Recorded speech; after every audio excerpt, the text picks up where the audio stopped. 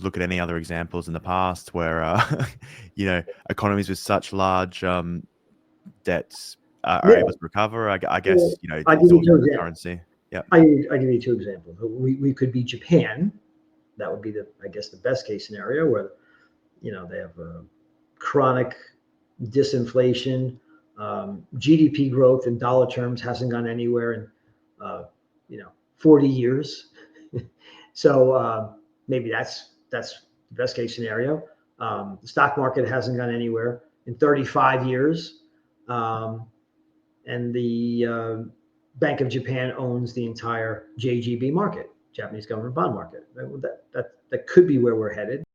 And the other alternative is we could go the way of Zimbabwe or Argentina or Hungary in post World War II, where we hyperinflate into oblivion. I don't know. I'm not sure if we won't have both at different times. But that's when a country gets this much in debt and has this degree of asset bubbles. It might not be the intensity of the Hungarian. The dollar may not undergo the same fate as the Hungarian pengo. Maybe we'll have thousands and thousands % of inflation, but intractable stagflation for a very long time, double digits, is very likely and very destructive.